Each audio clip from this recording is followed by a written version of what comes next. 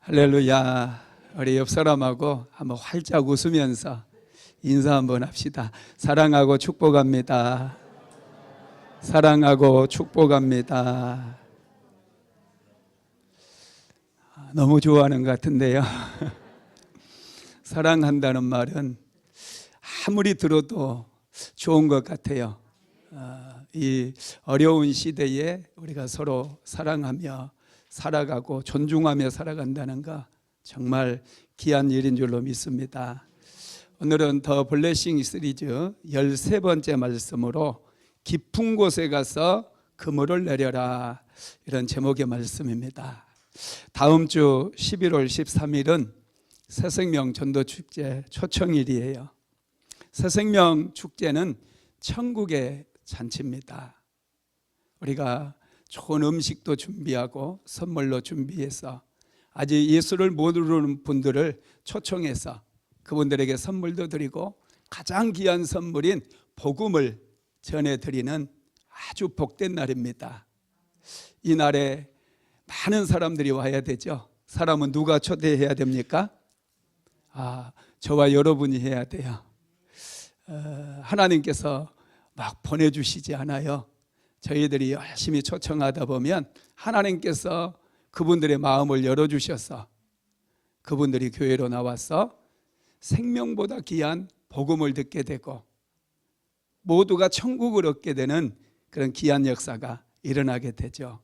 이제 우리가 2달 동안 열심히 전도하고 또 복음을 전했던 이제 귀한 날이 찾아오고 있어요. 초청의 날이 다가오고 있습니다.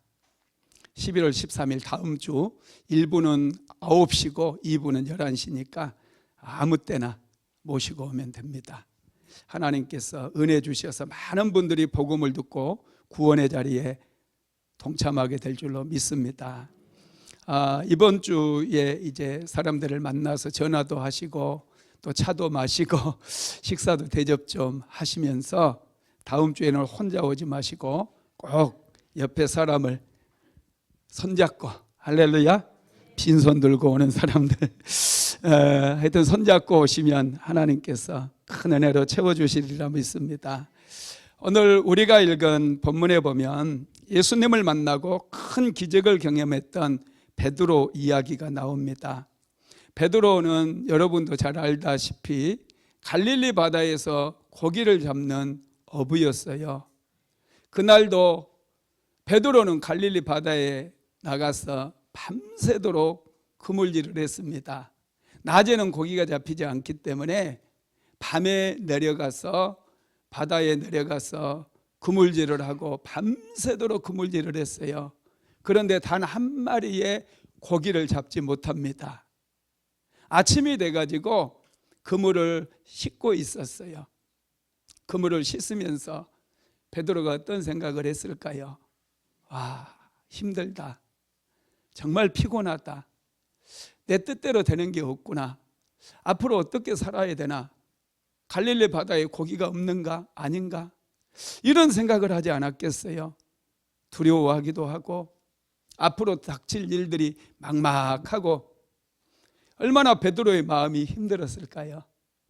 저는 이 말씀을 생각할 때 우리 조집사가 했던 말을 항상 생각하고 우리 부부를 내가 축복을 하거든요. 왜 그러느냐 하면 우리 조집사님 사업을 원래 검도용품점을 했었는데 참 힘들었어요. 그거 이제 정리할 수밖에 없는 그런 상황까지 몰려가지고 정리를 했어요. 그리고 직장 생활도 좀 해보는데 빚이 너무 많다 보니 그거 해가지고 도저히 빚을 갚을 수 있는 길도 없고 막막하거든요. 그래서 제가 떡볶이 포장마차를 하라고 권면을 했어요.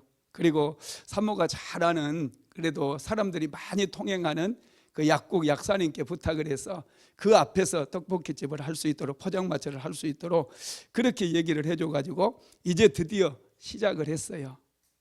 그런데 그 약국 앞에서 하는데 옆집에 과일 가게가 있었는데 그 과일 가게 주인이 얼마나 이 두 사람에게 이제 포장마차 시작하는 우리 집사님 부부에게 욕을 퍼붓고 저주를 퍼붓고 난리를 치는지 하루도 견딜 수가 없었던 거예요. 정말 정말 고통스럽게 만들고, 와, 그분이 동산교회 권사님이었대요. 참 기가 막히지 않습니까?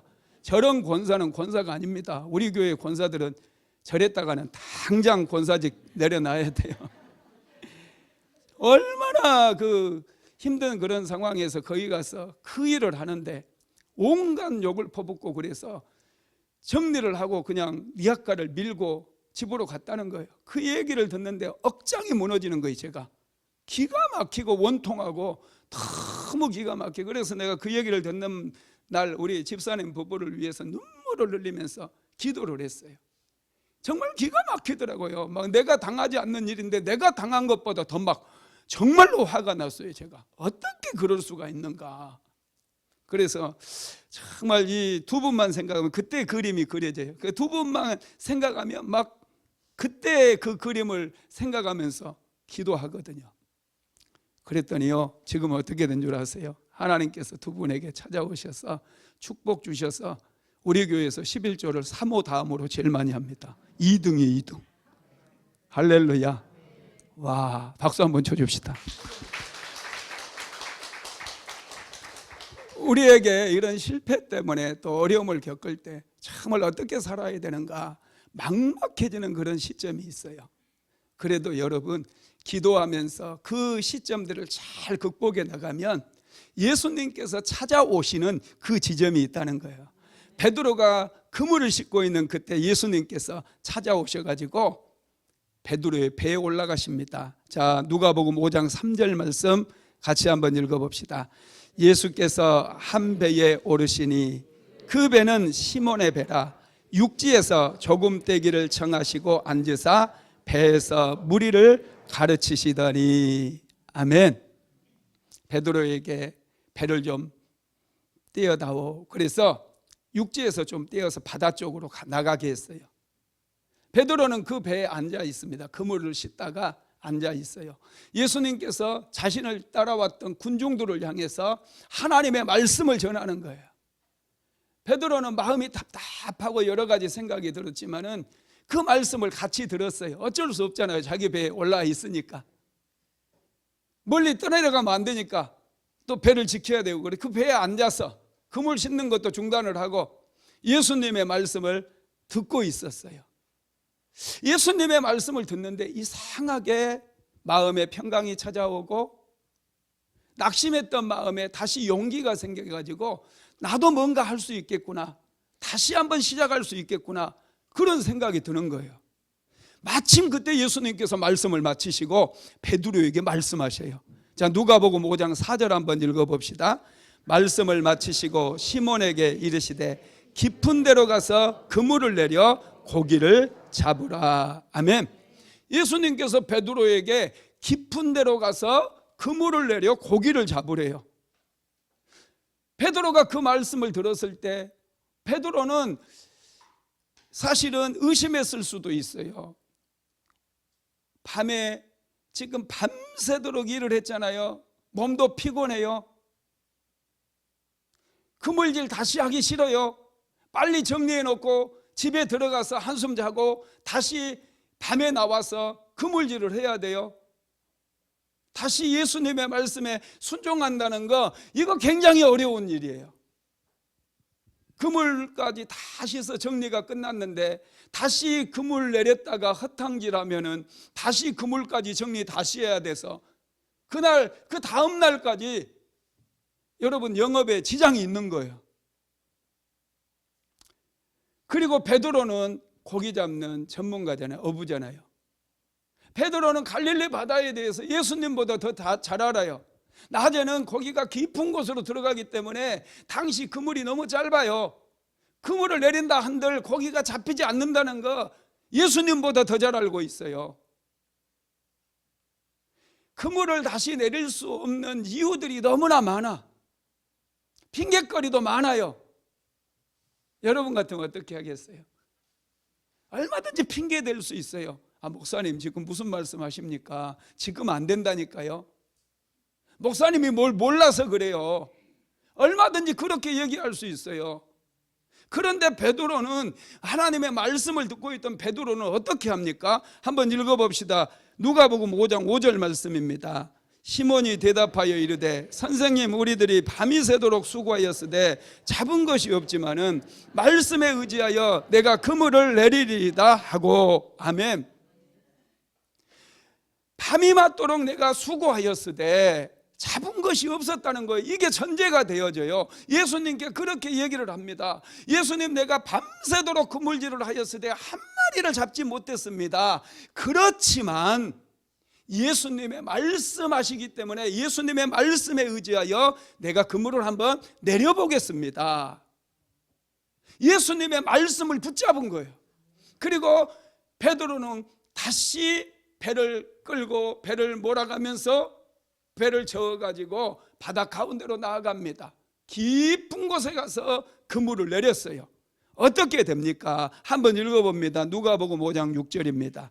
그렇게 하니 고기를 잡은 것이 심이 많아 그물이 찢어지는지라. 아멘. 도저히 순종할 수 없는, 예수님의 말씀에 순종할 수 없는 그런 상황이었어요. 핑계댈 수 있는 그런 상황이었어요. 예수님, 나 피곤해요.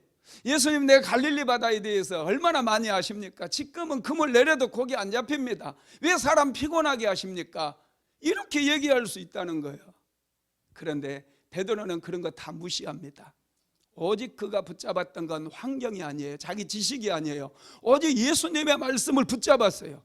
그리고 예수님의 말씀에 의지해서, 예수님의 말씀을 붙잡고 그 말씀에 의지해서 깊은 데로 가서 그물을 내렸더니 그물이 찢어질 만큼 많은 물고기가 잡혔다는 거예요.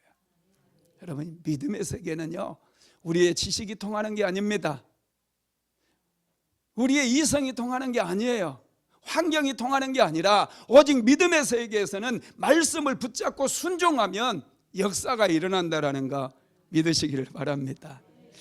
전라남도 영안군의 나완자촌에서 잠깐 목회를 하셨던 김효성 목사님이라고 하는 분이 있어요. 이분이 오래전에 중국의 90년대에 중국의 위구르족들에게 선교를 가셔가지고 지금도 그곳에 계시는데, 이분이 이제 영암군에서 나완자촌에서 목회를 할 때 그 교회에 양집사님이라고 하는 분이 있었어요. 이 양집사님이 어느 날 화가 나가지고 목사님을 찾아옵니다. 목사님, 우리 집 돼지 5마리가 옆집에 밭에 들어가가지고 그 밭작물을 전부 다 짓밟아버려가지고 엉망진창으로 만들었습니다. 그런데 그게 문제가 아니고 그 이웃집 사람이 우리 돼지 5마리를 다 달라고 합니다. 어떻게 해야 됩니까? 자기 밭을 다 뭉개버렸으니까 그 대가로 돼지 5마리를 달라고 했다는 거예요. 여러분, 이게 말이 됩니까? 그런데 목사님께서 가만히 듣고 계시다가 집사님이 성경에 뭐라고 말씀했습니까? 달라고 하는 자에게 그냥 주세요. 주면 하나님께서 당신의 인생 가운데 은혜를 주실 것입니다. 그랬대요. 양 집사님은 그 말씀을 그대로 붙잡았어요. 그리고 돼지 5마리를 그냥 이웃집에 줘버린 거예요. 달라고 하니까. 정말 기가 막히지 않습니까? 우리 같으면 그냥 그래 오냐 한번 해보자. 야, 여러분, 그런데 놀라운 사실은요, 6개월이 지나고 나서 6개월이 지나고 가을이었대요. 야, 이 양집사님 밭에 이 옆집 사람 소가 3마리, 황소, 큰 황소 3마리가 있는데 그 황소가 들어가서 다 짓밟아 놓은 거예요. 그러니 양집사가 너무 좋아가지고 목사님 우리 하나님은 좋으신 하나님이십니다. 응답하셨습니다. 그 집에 소 3마리, 황소 3마리. 여러분, 돼지 5마리가 비쌀까요? 황소 3마리가 비쌀까요? 돼지 5마리 값 해봤자 황소 1마리 값도 안 돼요. 저는 시골에서 살아봐서 알아요. 소 3마리가 와가지고 다 짓뭉개 나서 이제는 이야, 그게 다 자기 거 됐다는 거예요. 그랬더니 목사님께서, 집사님, 성경에 뭐라고 말씀하셨습니까? 용서하라고 말씀하지 않았습니까? 지금 그 사람은 당신이 하고 있는 행동을 다 보고 있습니다. 마귀도 당신이 어떻게 하고 있는가를 주시하고 있습니다. 용서해 주세요. 용서하는 게 뭐죠? 소 돌려주는 건데요. 돌려주세요. 그랬대요. 정말 순종하기 힘들었는데 이 양집사님이 목사님 말씀만 믿고 그대로 순종해가지고 소 3마리를 그냥 돌려줘 버린 거예요. 당신 내가 예수 믿는 것 때문에 복 받았네. 그러면서 소 3마리 여기 있네 가지고 가서 돌려줬어요. 그랬더니 그날 밤에 돼지를 억지로 빼앗아 갔던 그 이웃집 남자가 잠을 자지 못하는 거예요. 도대체 이게 무슨 시츄에이션인가? 도대체 이게 무슨 일인가? 잠이 오지를 않아요. 그래서 이분이 꼬박 밤을 새우고요, 새벽 6시에 이 양집사님을 찾아옵니다. 그냥 찾아온 게 아니라 돼지 90마리를 끌고 찾아왔대요. 이거 자네 것이네, 돌려주겠네. 아니 왜 돼지가 이렇게 많은가? 아, 돼지가 새끼를 낳아가지고 90마리가 됐으니 다 자네 거네. 여러분 6개월 동안 그분은 돼지 먹이 다 사러 사서 먹이고, 할렐루야, 90마리를 만들어가지고 돌려줬다는 거예요. 그러면서 앞으로 우리 이웃 간에 친하게 지내세요, 잘 지내세요. 그러면서 그분도 여러분 전도가 되는 놀라운 역사가 일어났다는 거 아닙니까? 여러분, 우리 그리스도인들은 좀 깊이가 있어야 됩니다. 생각이 있어야 돼요. 하나님의 말씀을 붙들고 살아야 된다는 것이죠. 저도 사모도 이런 것들을 한번 경험한 적이 있습니다. 선부동에서 이제 의약본업이 되고 약국을 잘 하고 10년 정도 약국을 했어요. 하나님께서 은혜 주셔서 그곳에서 참 또 자녀들 잘 키우고 교회도 개척하고 은혜가 충만했어요. 근데 마치 또 사모가 이제 약국이 좀 더 잘 됐으면 좋겠다 해서 막 작정 기도도 하고 그럴 때였거든요. 그런데 신기하게 3층에 있었던 좀 큰 병원이 문을 닫고 그곳에 의원들이, 잘 나가는 의원들이 싹 들어오는 거예요. 이비인후과, 피부과, 내과 이런 것들이 막, 그래가지고 의원이 한 6개 정도 이렇게 딱 들어왔어요. 전체적으로 하면. 그래서 우리는 막 역시 하나님께서 우리 기도에 응답해 주셔서 너무 감사하다 그랬는데, 얼마 안 가서 알았어요. 그곳에 브로커가 개입이 돼가지고 3층에 약국이 의원이 다 몰려 있는데 정중앙에 제일 좋은 자리에 약국이 딱 들어와 버리는 거예요. 그러면서 그거에 대해서 우리가 이제 불만을 좀 제기하고 그러니까요, 브로커가 내려와가지고 당신 약국 문 닫게 해버리겠다고 막 협박하고 위협하고 그랬어요. 그럴 때 정말 여러 가지로 힘든 상황이었거든요. 어떻게 해야 되는지 길을 잃어버린 것 같았어요. 도대체 왜 이런 일이 찾아왔는지 굉장히 혼돈스럽고 힘들었습니다. 그때 우리가 하나님께 기도하면서 그거 다 주고 나와버렸어요. 다 포기하고 우리는 나왔습니다. 그리고 좀 힘든 시기를 보냈어요. 굉장히 힘든 시기를 보냈는데 하나님께서 그 과정들을 잘 통과하게 하시면서 지금 오늘의 진정주 약국이 만들어졌어요. 전국에서 2번째 가라고 하면 굉장히 서럽습니다. 전국에서 제일 잘 나가는, 할렐루야, 그런 약국으로 하나님께서 세워주시더라는 거예요. 우리는 자꾸 앞에 있는 이익에 눈이 멀어버릴 때가 있어요. 그 조그만한 거 손에 안 보려고 그냥 싸워요. 이웃과 싸우고 그냥 닥치는 대로 그냥 퍼부어버리고, 조그만한 것 때문에 우리 인생을 너무 얇게 사는 분들이 있다는 거예요.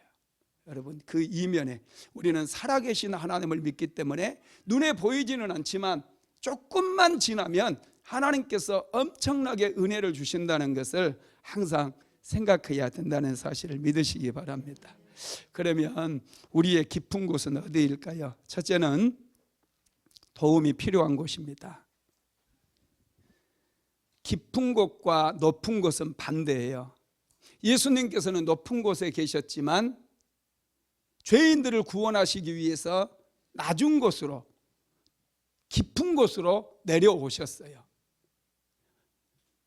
외양간의 말구유까지, 마구간의 말구유까지 예수님은 내려오셨습니다. 가난한 자, 병든 자, 죄인들과 함께 하셨어요. 창기들과 함께 하시면서 그들에게 복음을 전하셔서 그들이 구원을 받을 수 있도록 은혜를 베풀어 주셨다는 거예요. 도움이 필요한 곳이 낮은 곳입니다. 깊은 곳입니다. 빌립보서 2장 5절에서 8절까지 한번 같이 봅시다. 너희 안에 이 마음을 품으라. 곧 그리스도 예수의 마음이니 그는 근본 하나님의 본체시나 하나님과 동등됨을 취할 것으로 여기지 아니하시고 오히려 자기를 비워 종의 형체를 가지사 사람들과 같이 되셨고 사람의 모양으로 나타나사 자기를 낮추시고 죽기까지 복종하셨으니 그 십자가에 죽으심이라. 예수님은 가장 낮은 곳에 오셨어요. 그리고 십자가에 못 박혀 죽기까지 낮아지셨어요. 왜요? 우리를 죄 가운데서 건져주시고 우리를 영원한 천국으로 보내주시기 위해서, 우리를 구원하시기 위해서 그렇게 깊은 곳으로 내려오셨다는 것이죠. 유재건 장로님이라고 하는 분이 있어요. 이분이 국회의원도 지냈던 분인데요. 이분이 연세대학교 정형외과를 졸업하고 미국에 유학을 갑니다. 로스쿨에 합격해서 학교를 다녔어요. 그리고 졸업을 해서 미국 로스쿨 이제 변호사 시험이 있잖아요. 변호사 시험을 쳤는데 매번 떨어지는 거예요. 8번 떨어졌어요. 그리고 9번째 드디어 합격했는데 그게 40대 초반에 합격을 한 겁니다. 40대 초반에 이제 드디어 변호사 시험에 합격해가지고 이제 자녀들을 잘 키워야 되겠다, 열심히 일하고 열심히 돈 벌어서 가정을 한번 멋지게 세워야 되겠다, 이렇게 마음을 먹고 이제 일하려고 준비를 하는데 어느 날 아침 그의 아내가 신문을 보면서 이렇게 얘기합니다. 여보, 이 기사 좀 봐봐요. 그래서 신문 기사를 자세히 읽어봤어요. 그 신문 기사에 이런 내용이 있었습니다. 이철수라고 하는 25밖에 안 되는 청년 기사가 실려 있었는데 그 사연을 읽어보니까 정말로 기가 막히더래요. 제가 이분 책을 읽으면서 한번 발췌를 해봤어요. 은혜의 인생, 규장에서 나온 책인데요. 유재건 18쪽에서 19쪽에 보면 이런 이야기가 있어요. 한번 찬찬히 읽어봅시다. 한국 전쟁 직후 태어난 그는 아버지의 얼굴도 모른 채 이모 집에 살다가 12살에 국제 결혼한 엄마를 따라 미국에 왔다. 엄마와 함께 산다는 사실과 미국에 대한 부푼 꿈을 가지고 미국에 도착한 첫날부터 그것이 꿈에 불과했음을 알게 되었다. 초등학교에 들어갔지만 언어도 통하지 않은 학교 생활은 적응하기 힘들었고 친구들을 자기보다 키가 작은 그를 놀려댔습니다. 집에 돌아오면 혼자 밥을 먹고 혼자 잠을 자야 했습니다. 창살 없는 감옥이 따로 없는 외로운 시간들이었습니다. 하루는 그를 놀리는 백인 학생과 피투성이가 되도록 싸웠다가 학교 측의 조치로 소년원에 보내졌다. 영어가 짧아서 손짓 발짓으로 억울한 사정을 설명해도 통하지 않았고 결국 정신병원에 보내졌습니다. 멸정한 정신으로 주사를 맞고 약을 먹어야 했으니 얼마나 고역이었을까. 정신병원을 탈출하다가 붙잡혀 엄마와 연락이 닿지 않은 사이 임시 양부모에게 맡겨졌습니다. 6남매가 있는 양부모 집에서 그는 온갖 서름과 구박을 받다가 그 집을 도망쳐 나왔다. 양부모 집을 나온 지 가장 먼저 한국에 있는 이모를 떠올렸습니다. 서쪽으로 가다 보면 바다가 나올 것이고 거기에 가면 배가 있을 거야. 뱃사람들 몰래 숨어 들어가 한국에 가자. 다시 이모 집으로 가는 거야. 아멘. 그래서 집을 나옵니다. 그리고 이제 이철수는 샌프란시스코 근교에 가지고 자전거를 하나 훔쳐 타고 이제 바닷가로 달려가기 시작했어요. 바닷가에 가면 배가 있을 것이고 그 배, 한국으로 가는 배에 몰래 숨어 들어가 가지고 이제 한국까지 가려고 그런 생각을 한 것이죠. 이 바닷가에 거의 도착해 가지고 도시를 떠돌다가 햄버거 가게 주인이 그 아이가 수상하니까 경찰에 신고해 가지고 다시 체포돼 가지고 자전거 하나 훔쳤다는 그 죄로 인해서 무려 3년을 교도소에서 복역하게 됩니다. 3년 후에 석방이 돼 가지고 음식점에서 웨이터로 일하다가 차이나타운에서 발생한 살인사건의 용의자로 체포돼 가지고 억울하게 종신형을 선고를 받아요. 그리고 감옥에서 감옥 생활을 하는데 갑자기 감옥 안에 살인사건이 일어났는데 그 살인사건에 연루돼 가지고 사형 선고까지 받게 되어버렸어요. 정말 기가 막힌 그런 상황에 처한 거죠. 이 소식을 접하고 어떻게 할까 고민하다가 유재건 장로님이 이 아이를 찾아갑니다. 처음에는 너무 상처가 많다 보니 유재건 장로님에게도 마음을 열지 않고 만나주지도 않으려고 그래요. 그렇지만 꾸준하게 찾아가서 설득하고 그러니 마음을 열어서 얘기하는데 자기는 단 한 번도 그런 죄를 저지른 적이 없는 거예요. 무죄한 거예요. 그래서 그날부터 유재건 변호사는 이제 이철수 구명운동을 시작을 합니다. 다른 사건 하나도 맞지 않고 자기 돈을 투자해 가면서 자기 차로 돌아다니면서 이철수 구명운동을 하는 거예요. 무려 7년이 걸립니다. 돈 한 푼 받지 않고 7년 동안 무료로 구명운동을 했어요. 그래서 드디어 7년 후에 최종 판결에서 무죄로 석방을 받게 됩니다. 놀라운 역사가 일어났죠. 여러분, 이렇게 고통당하는 한 청년을 도와줬어요. 도움이 필요한 사람에게 변호사 첫 시작하는데 그것을 여러분 돈 한 푼 받지 않고 무려 7년 동안 아무 사건도 맞지 않고 이 청년 하나 구명해 주는 것으로 여러분 7년의 세월을 보냈어요. 그런데 그 다음부터 놀라운 일이 일어나기 시작해요. 이 소문이 나면서 많은 사람들이 사건을 의뢰하고 맡기기 시작합니다. 일이 산더미처럼 쌓이기 시작했어요. 그리고 한국에서 이철수에 대한 이야기가 재조명되면서 이거에 대한 세미나를 열었는데 유재건 변호사를 강사로 초청해 가지고 강의를 하게 만들고 이것이 MBC 시사 프로그램에 이렇게 눈에 띄어 가지고 유재건 변호사를 시사 프로그램의 사회자로 이렇게 초빙하게 되고 그래서 3년 동안 시사 프로그램에서 사회자로 일을 하게 되죠. 그리고 민주당에서 공천을 받아가지고 이분이 15대, 16대, 17대 성북구에서 국회의원을 지내게 되었어요. 여러분, 남을 위해서 헌신하는 시간이 다 버려지는 시간 같고 다 소멸되는 그런 사장되는 시간 같은데 하나님의 시간표에서는 그게 더 빠른 시간이었다라는 거예요. 남을 도와주는 것 때문에 자기가 더 잘되고 자기가 더 높아지는, 나중에 김대중 대통령 됐을 때 그 특보가 되잖아요. 대단하게 높이 쓰임받게 되는데 참 놀라운 그런 일들이 일어나게 되었다는 거죠. 두 번째로 여러분, 깊은 곳은 불신자들이 있는 곳입니다. 하나님께서는 우리가 불신자들에게 나아가기를 원해요. 우리 주변에는 매일매일 만나는 수많은 사람들이 있습니다. 믿음의 눈으로 그들을 보게 될 때 그들은 정말 불쌍한 영혼들이에요. 왜냐하면 그들은 대부분이 지옥으로 갈 사람들이거든요. 우리는 그런 믿음의 눈이 열려야 돼요. 영적인 눈이 열려야 됩니다. 영적인 눈이 열리면 우리 이웃들에 대해서 마음이 열리게 되고 저들에게 복음을 전할 수 있는 그런 우리가 삶을 살아갈 수가 있게 된다는 거예요. 한 주 동안 믿음의 눈을 열고 영의 눈을 열고 주변을 한번 살펴보십시오. 아직도 예수 믿지 않는 가족들부터 아직도 예수 믿지 않는 친구들, 이웃들 얼마나 많은지 몰라요.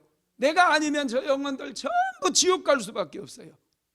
그 영혼들에게 다가가야 돼요. 새생명 전도축제는 그 영혼들을 위해서 우리가 기도에 집중하고 그 영혼들에게 다가가서 단 한 번이라도 그들이 예수에 대한 복음을 듣고 천국에 갈 수 있는 기회를 우리가 만들어 드리기 위해서 새생명 전도축제를 하는 거예요. 교회에 사람이 많아지기 위해서 하는 게 아니에요. 불쌍한 영혼들 예수 믿고 구원받아야 되기 때문에 우리가 다가가기 위해서 아직도 복음을 듣지 못해서 지옥으로 향하는 그 영혼들에게 어떻게 하면 다가갈까, 그런 고민하면서 집중해서 2달간 기도하고 그 영혼들에게 복음을 전하기 위해서 새생명 전도축제를 한다라는 거예요. 그래서 여러분, 이번 주에 그동안 기도했던 사람들, 믿지 않는 가족들 먼저 생각하십시오. 친구들, 직장 동료들, 이웃들 생각하십시오. 그리고 그분들에게 딱 한 번만 내 소원 들어달라, 딱 한 번만 우리의 교회에 가보자, 내가 2번 다시 얘기 안 할 거다, 딱 한 번만 와보자, 이렇게 여러분 초청하십시오. 그리고 여기 오면 제가 복음을 전해서 그들이 예수님이 어떤 분인지, 왜 예수를 믿어야 되는지 여러분 그것을 제가 전하게 될 거예요. 그러면 하나님께서 사람을 초청한 저와 여러분뿐만 아니라 새롭게 오신 모든 분들에게도 은혜를 주셔서 예수를 믿을 수 있는 그 축복을 허락해 주실 것을 믿습니다. 그러면 불신자에게 복음을 전하기 위해서 필요한 게 뭘까요? 첫째는 친절입니다. 친절은요, 존귀하게 여기는 거예요. 우리는 하찮게 여기고 무시하는 사람에게는 굉장히 차갑게 대합니다. 그러나 존귀한 사람들을 대할 때는 아주 깍듯하게 예의 바르게 대하게 되죠. 친절이라고 하는 것은요, 재산, 신분, 학력, 이 유무를 떠나서 과거를 초월해서 정말로 그 영혼을 우리가 존중하게 생각하고 귀하게 생각해서 그분들에게 호의를 베풀어 주는 거예요. 그분들을 교회로 초청하는 것, 이것이 여러분 친절이라는 것이죠. 예수님께서도 지극히 작은 소자에게 친절하게 대하셨어요. 예수님은 사랑이 많으신 분이에요. 그래서 친절을 베푸셨다라는 것이죠. 사람에게 여러분 친절을 베푸는 거 너무 중요합니다. 받을 자격이 있는 사람에게 친절을 베푸는 것은 누구에게든지 다 할 수 있어요. 그러나 나보다 못해 보이고 볼품이 없어 보이는 그런 사람이라 할지라도 우리가 소중히 여기는 거, 이게 그리스도인들이 해야 될 일이라는 거예요. 할렐루야.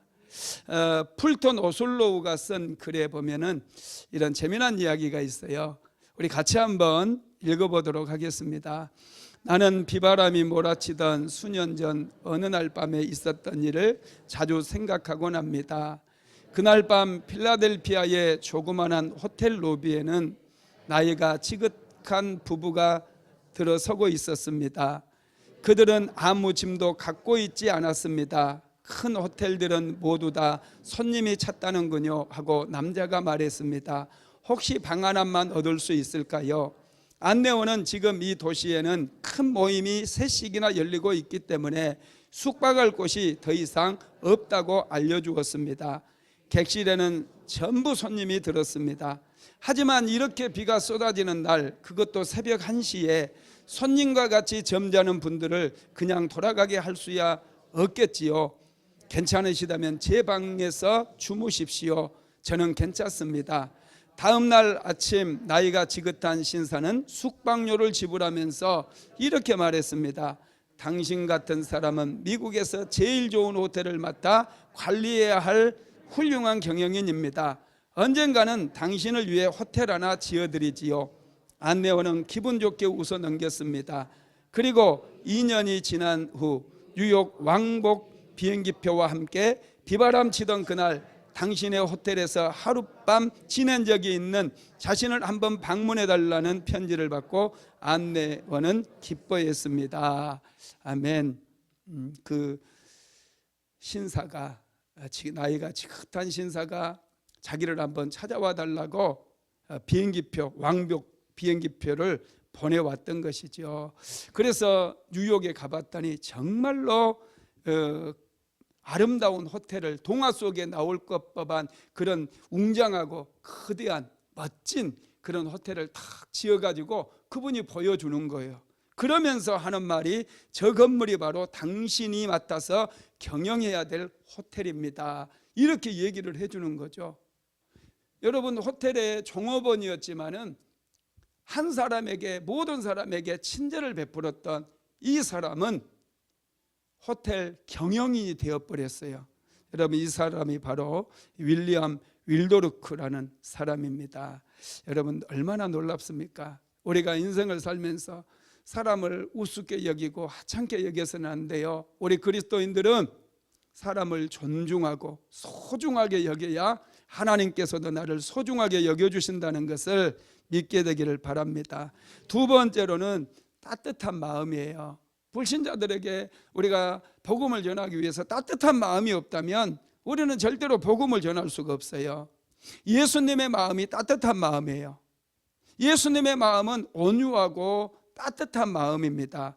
친절은 따뜻함에서 나오거든요. 여러분, 죽어가는 모든 것들은 차가워요. 차가운 곳에서는 생명활동이 멈춰버립니다. 겨울에는 생명활동이 일어나지 않다 보니까 땅에서도 새싹이 나올 수도 없고 꽃도 피지를 않아요. 그러나 따뜻한 봄이 되었을 때 생명활동이 왕성하게 일어나잖아요. 그래서 이 차가웠던 대지를 뚫고 새싹이 돋아나고 아름다운 꽃이 피게 되는 거거든요. 여러분, 어린아이들, 아주 어린아이들 손을 만져보세요. 얼마나 부드럽고 따뜻한지 몰라요. 그런데 죽어가는 사람들 손을 만져보면 손이 굉장히 차갑습니다. 딱딱하고 차가운 곳에서는 생명활동이 일어나지 않아요. 여러분, 우리가 사람들에게 나아가기 위해서는 따뜻함으로 나아가야 돼요. 오늘날에 우리 주변에는 이 차가운 가슴을 안고 살아가는 사람들이 너무나 많아요. 사는 게 힘들기 때문에. 또 많은 사람들로부터 상처를 받아가지고 마음을 닫아버렸어요. 독한 마음을 품고 살아가는 사람들이 얼마나 많은지 모릅니다. 이 사람들의 마음의 문을 열기 위해서는 따뜻함이 필요해요. 햇볕이 필요하다는 거예요. 따뜻하게 우리가 만나서 위로해주고 차도 대접해주고, 이 따뜻함이 사람의 마음의 문을 열게 된다는 것이죠. 따뜻한 사랑이 사람을 치유하기 때문에 그렇습니다. 탕자의 비유에 보면 탕자의 아버지가 나오죠.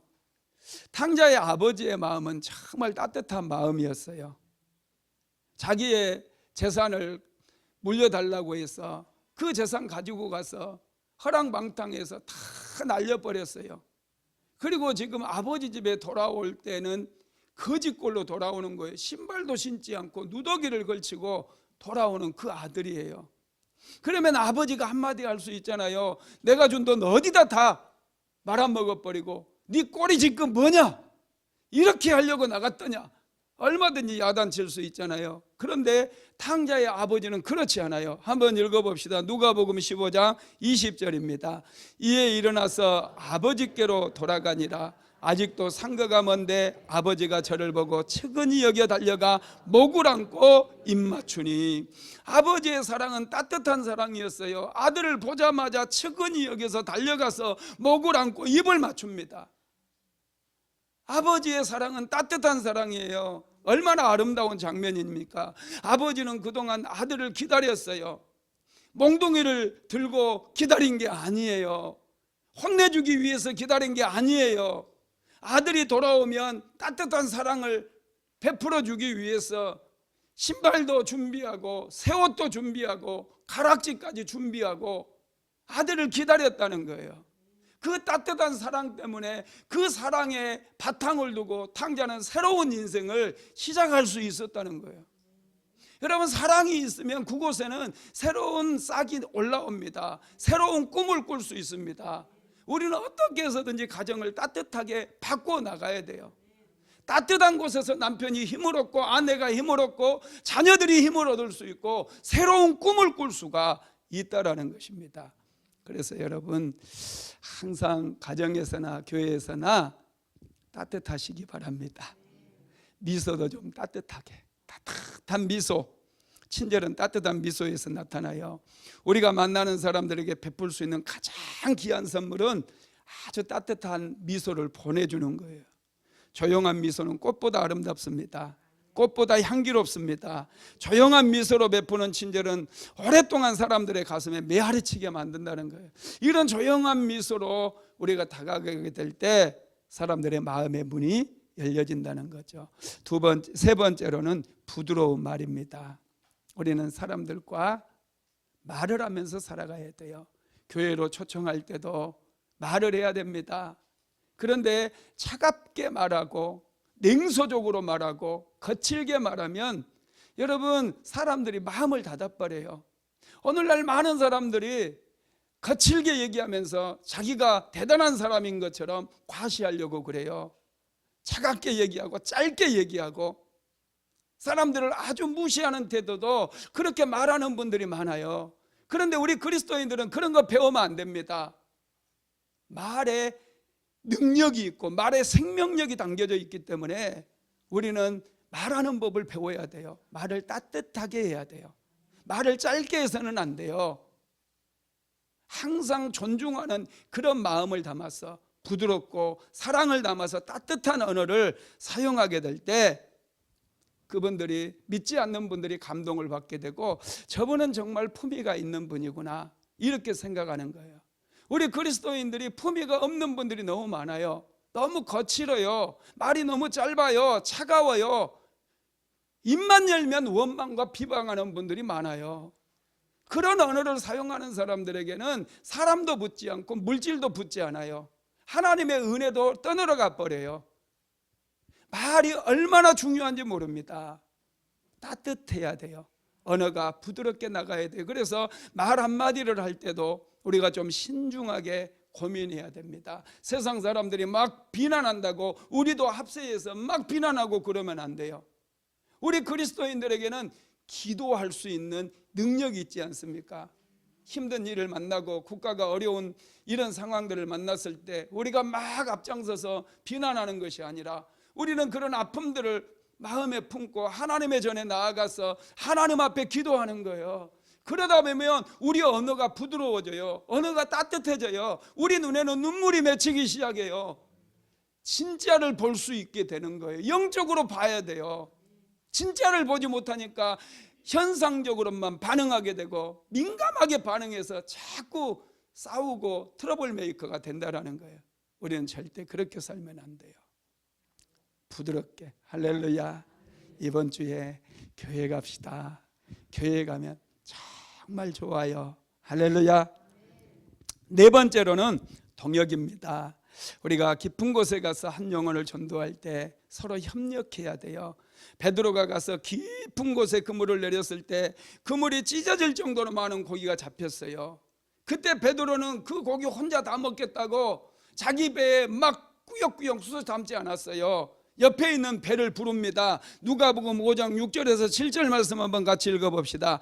그렇게 하니 고기를 잡은 것이 심히 많아 그물이 찢어지는지라 이에 다른 배에 있는 동무들에게 손짓하여 와서 도와달라 하니 그들이 와서 두 배의 채움에 잠기게 되었더라. 할렐루야.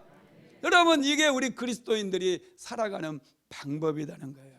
협력을 해야 돼요. 전도하면서도 협력해야 돼요. 뭔가 잘 되고 그러면 자꾸 옆에 있는 분들 여러분 데려다가 할렐루야 어려움을 겪는 분들 쓰시기 바랍니다. 우리 사모도 약국이 여러분 하나님의 은혜 속에 그물이 찢어질 정도로 많이 잡히니까 우리 성도들 중에 어려운 분들 다 데려다가 월급도 많이 주고 열심히 같이 협력하면서 일하지 않았습니까? 그러니 하나님께서 더 은혜를 주신 줄로 믿으시기를 바랍니다. 세 번째로 깊은 곳은 믿지 않는 가족과 이웃들입니다. 아직도 예수 믿지 않는 가족이 있다면 여러분 그곳이 깊은 곳이고 그 깊은 곳으로 우리가 내려가서 그분들 먼저 전도해야 돼요. 선교사님들도 제가 많이 알고 후원하는 분도 많은데 선교사님들 중에 보니까 정말 자기 자녀들 하나도 제대로 구원시키지 못하는 그런 분들이 많더라고요. 그런데 여러분 자기 부모, 자기 자녀 제대로 구원시키지 못하고 어느 나라에 가서 무슨 복음을 전하겠다는 겁니까? 여러분들이 다시 생각해야 돼요. 가장 깊은 곳이 가정일 수 있어요. 내 친구일 수 있어요. 여러분 우리 이웃들일 수 있습니다. 우리가 전하지 않으면 다 지옥 갈 수 있어요. 그래서 우리는 먼저 내 가족들, 내 자녀들을 먼저 돌아보고 그 자녀들에게 먼저 다가가서 더 낮아져서 여러분 초청을 해야 돼요. 가족들 여러분 부모 형제 초청하는 건 무지 어렵습니다. 믿지 않는 사람 전도하는 것보다 더 어려울 수 있어요. 그래서 더 낮아져야 되는 여러분 그런 삶이 필요하다는 거예요. 이렇게 해야 돼요. 베드로도 환경을 바라볼 때 깊은 곳에 가서 그물을 내리고 싶은 그런 마음이 전혀 없었어요. 내려봤자 고기가 안 잡힐 거다고 그런 확신하고 있었어요. 그리고 그물 손질까지 다 끝냈고 밤새도록 일해가지고 지금 지칠 대로 지쳐 있어요. 그 모든 환경, 형편, 그 모든 부정적인 생각 베드로는 다 내려버립니다. 하나님 말씀 앞에 그것 다 내려버리고 오직 베드로는 말씀에 의지하여 깊은 곳에 가서 그물을 내렸다는 거예요. 그랬더니 찢어질 정도로 많은 고기가 잡혔다는 사실을 믿으시기 바랍니다. 말씀을 마무리합니다. 하나님께서는 우리가 더 깊은 곳으로 가서 나아가는 삶을 살기를 원합니다. 그런데 사람들은 자꾸 얕은 물가에 머무르려고 그래요. 쉽게 살려고 합니다. 쉽게 돈 벌고 쉽게 공부하고 쉽게 성공하고. 그런데 여러분, 쉽게 얻어지는 것들은 가치가 없어요. 쉽게 얻어지는 곳에는 사람들이 다 몰려 있어요. 우리 그리스도인들은 좀 깊이를 추구해야 됩니다. 내가 하는 일도 좀 더 깊이 생각하고 더 개발하고 내 장점을, 내 주특기를 더 개발해 가지고 남들보다 더 깊이 내려가야 돼요. 남이 하기 싫은 일 더 열심히 해야 돼요.